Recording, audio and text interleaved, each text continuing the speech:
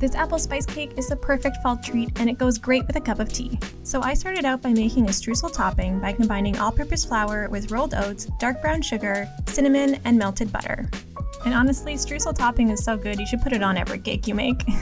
So once everything's combined, it's going to be pretty crumbly. Then you can just set that aside and start working on the cake batter. To a large bowl, add dark brown sugar, then crack in 2 eggs. Now you're going to need to use your muscles a little bit here because you need to whisk this until the color lightens a little bit and it becomes a bit frothy.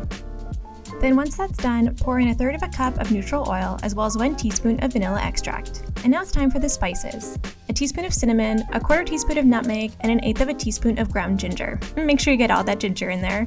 Then also add 1/4 teaspoon of kosher salt and mix until well combined.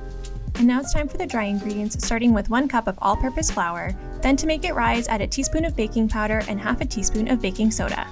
Now it's just a matter of folding all the dry ingredients into the wet ingredients. I used a spatula here, but a wooden spoon would work just as well. And finally, add 1 large apple. I used a Honeycrisp apple. Make sure you get all those pieces in there. And it's peeled and also diced, as well as some roasted almonds that are also chopped. You can use any type of nut for this. Walnuts, for example, would be really good. I just really love almonds. Or just leave them out. Then just transfer the batter to a greased and lined 9-inch springform pan and add the streusel over top. It's best to sprinkle it on with your hands to get the most even coating. Once it's all added, bake it in preheated 350-degree oven for about 40 to 45 minutes or until the skewer comes out clean. The apples mixed with those spices and the crunchy streusel topping is the perfect combination for autumn. Check out one of these other great videos and subscribe for more amazing recipes.